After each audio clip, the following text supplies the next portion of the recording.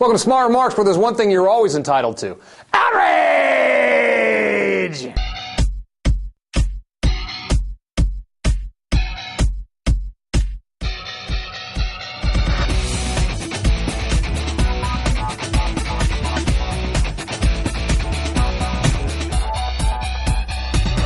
So the war on entitlements is heating up with the President's bipartisan National Commission on Fiscal Responsibility and Reform, also known as the Cat Food Commission, pounding the drum for budget cuts. Earlier this month, you had co-chairman Alan Simpson talking about how virtually all the nation's current discretionary spending is taken up by Medicare, Medicaid, and Social Security.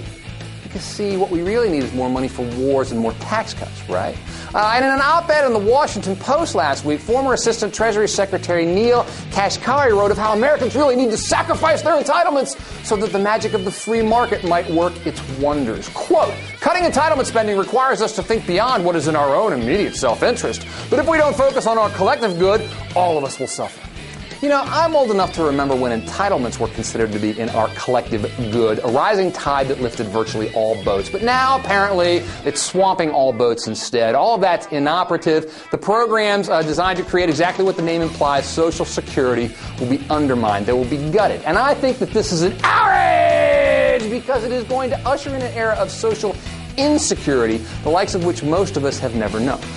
We forget that these programs were created specifically because private charity wasn't enough. Entitlement programs helped create the middle class as we know it and a middle class stability that contributed to the stability of this nation. Eliminate or scale back those programs and that stability, and perhaps the middle class itself will take a hit. Eliminate or scale back Social Security benefits. John Boehner's talked about raising the retirement age to 70, and a lot of people won't be able to retire. I've got no doubt that if the Republicans take control of Congress, they'll be doing something about unemployment benefits. But if you have people out there who have been unemployed, can't find a job, and all of a sudden they're cut off, what happens to them? Maybe a nation conditioned by Fox News to embrace free market philosophy will take it all in stride. Maybe the unemployed will just look harder for those non-existent jobs.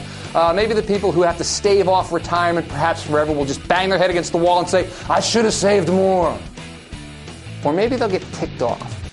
Just standing up for my rights as a consumer. Because while we will be asked to sacrifice all these entitlements, how about the people at the top of the economic pyramid? Will they be asked to sacrifice anything at all?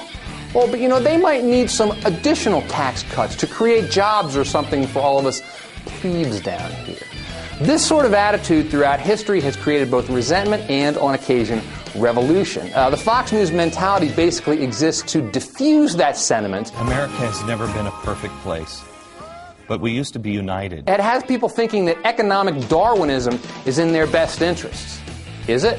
Well, we're going to find out, aren't we?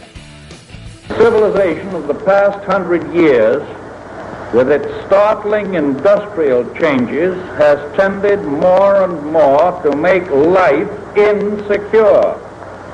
Young people have come to wonder what would be their lot when they came to old age.